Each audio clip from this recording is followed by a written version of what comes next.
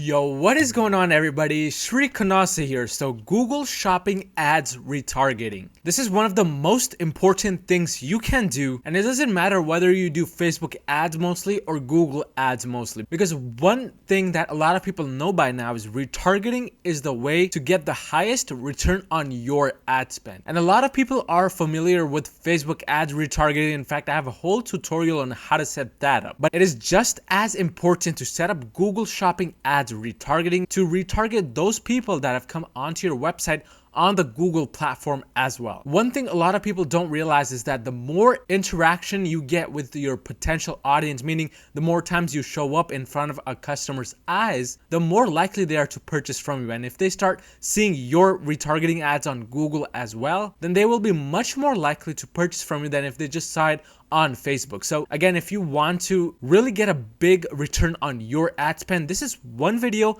you're going to want to watch until the end. But without wasting any more time, let's just dive right into exactly how to do Google Shopping ads retargeting. Now, one key note about this, we will be basically retargeting those people that come onto your website through those Google Shopping ads that come up at the very top of a page, and this only occurs if somebody searches for a specific product more than once. So if they came onto your website to search for a wireless printer and then they go back on Google and type in the same exact keyword, there's a very high chance that your ad will show up because you're simply retargeting to them. And there's a specific way as to how this is done, which I'm going to be going over in this video. But the first thing you will have to do in order to really get the best bang out of your buck when it comes to retargeting is smash that like button for the YouTube algorithm. I'll appreciate that deeply. But the real first thing that you want to understand when it comes to retargeting is we're basically going to be retargeting all those visitors who came to your website and show them the shopping ads that they saw for a specific product on your website. Again, this is just repeating what I just said, but it doesn't matter whether they came to your website from Facebook or a Google search ad. They will see this retargeting ad in their Google Shopping platform, which is again at the very top. And in order to really get our ad shown for these people, what we do when we're setting them up is basically we bid higher for them. And I'll be showing you guys how to bid higher, but we have to bid higher for these people simply because they've already come on our website. They have a much higher chance of purchasing compared to somebody who has never been on our website. But some more things I'd like to say about the retargeting campaign is that there are two ways to go about doing the retargeting campaign. One way is to create a brand new Google Shopping campaign and just target the retargeting audience. And the second way is to choose something called the observation method of an existing shopping campaign. For this tutorial, I'll be going over the second method because I believe this is more effective than creating a brand new shopping campaign when that is really not that necessary. Let's move on to the strategy. So what is the exact strategy on how this is done? So the first thing you will have to do is actually create a remarketing list if there is none available. Now, what do I mean by this exactly? Let's go ahead and go on over to a Google Shopping account and go on over to the tools and settings, because this is where we will be checking whether we have the audience set up or not. So what happens is if we go inside the shared library section and click on audience manager, oftentimes if you have connected your Google Ads account directly to your Shopify store, you'll see that you already have these audiences created for you. Now, somebody didn't sign in and create these for you, or a ghost didn't come and do this for you. What happens is Google automatically creates it for you, and that is why it says automatically created. So this is one benefit of Google Ads, where they just create the Google Ads remarketing campaigns for you. So you'll have all these campaigns already set up, but if you don't, I'm going to show you how to set this up. So all you have to do is click on the plus button over here, and once you click on the plus button, you want to choose the first option, which is website visitors. We want to retarget all of our website visitors. Once you get to this page, you can then go ahead and give your audience a specific name. I just like to give my audience the name Retargeting List or Remarketing List. And from there, we want to leave all of it as it is. The only thing we want to change, and I mentioned it over here, is basically the home page for the URL. You want to leave all of the others as default settings. So over here for the URL, you would just type in the homepage URL. And once you do that, then you can just scroll all the way down and hit create audience. But to go over the other options, there are several options which Google Ads offers you. The first one is pre-fill options. This is basically letting you pre-fill your list, meaning take all of the people who have already visited your website previously before creating this list and fill them up within this specific segment that we're creating right now. And this is one great option you can choose, especially if you already had set up a Google tracking code on your website and are just recently creating a brand new remarketing list. You should have some data in order to choose this option. But the second option then is the membership duration. I like to leave it at 30 days, but this is basically letting you choose exactly how many days you want to keep a specific individual inside your remarketing list. Think of it as Facebook ads, where you can target specific visitors who visited your website in the past 7 days or the past 14 or past 30. You can change this number according to your preferences. For Google ads, I just like to keep it at 30, but the last one is description. You can just add an audience description if you want to do that. But once you have done all of these things, then you can just hit create audience, and I'm just gonna hit cancel because I already have these created. But once you do that, it should be shown over here. Now, a key note, it will take some time for it to populate if this is the first time you're creating a brand new marketing list. But as you guys can see, for this account, there are a few audiences which already have a lot of data for them. So what we are going to do is we're going to use them to create our remarketing campaign and basically target these individuals again. So let's go ahead and go back to our home page, and now let's go ahead and continue with the strategy. So once you have created your remarketing list, the next step would be to basically create a Google Shopping campaign.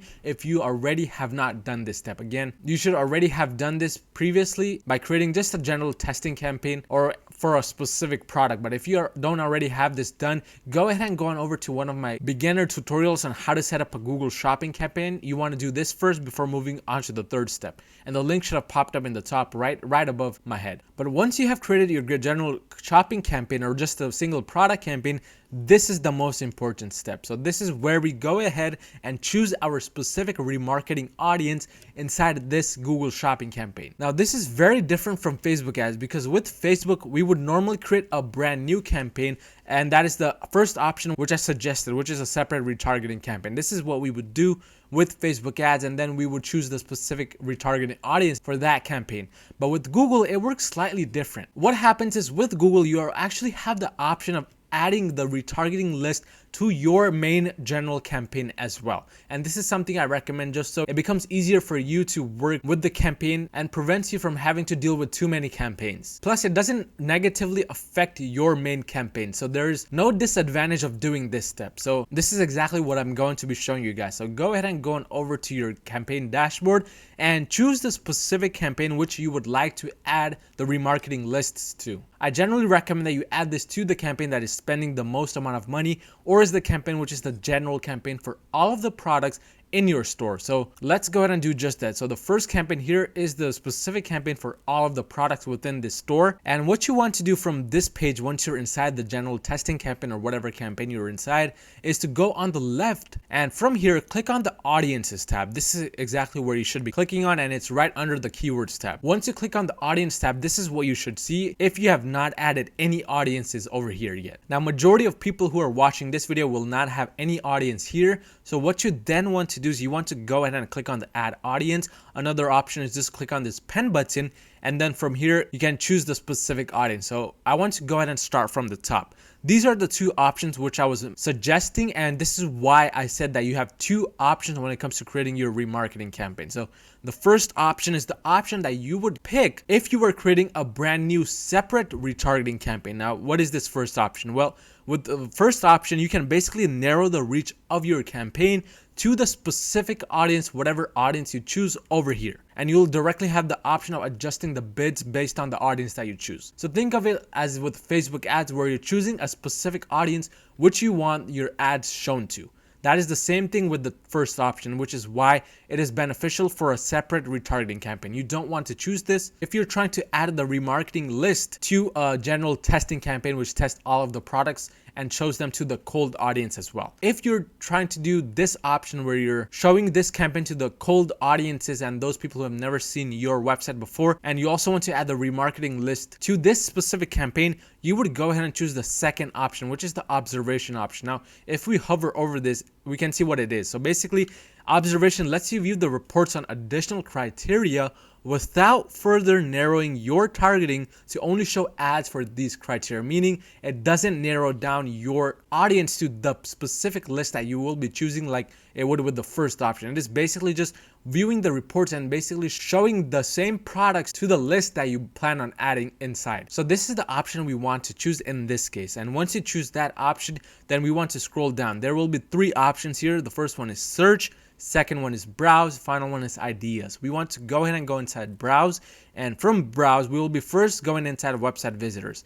One of the first options which I recommend for the remarketing list, and this is the remarketing list which Google automatically created for me. So the first remarketing list you want to add is the all visitors AdWords list. And if we go ahead and go back, we can see that it is this one right here, all visitors Google Ads. Basically, this list is full of the people that already went on your website and are part of the remarketing tag you have added to your website. As you can see, it says right here that this basically includes all site visitors who have already been on your website. Right now for this specific store, the size is 780 to 3.9K. So it's not too big, but the beauty about this is it will automatically populate over time based on the amount of people that go onto the website and browse around. So this is the first list we want to add. Once we add that, the second list you would want to add is the shopping cart abandoners list. This is the list of people who have abandoned their carts after they added the product to cart, and it is the last option here. As you can see, for this specific store, it is currently 0 because again, this is kind of a brand new Shopify store and it takes time for it to populate. We want to go ahead and choose this because later on, when people do start abandoning their cart more and more often, they will automatically get added to this list. The final one that you want to add is the all visitors AdWords list. Now this is kind of different from the first one, but if we go ahead and go on over to the similar audiences list, it is this one over here, similar to all visitors.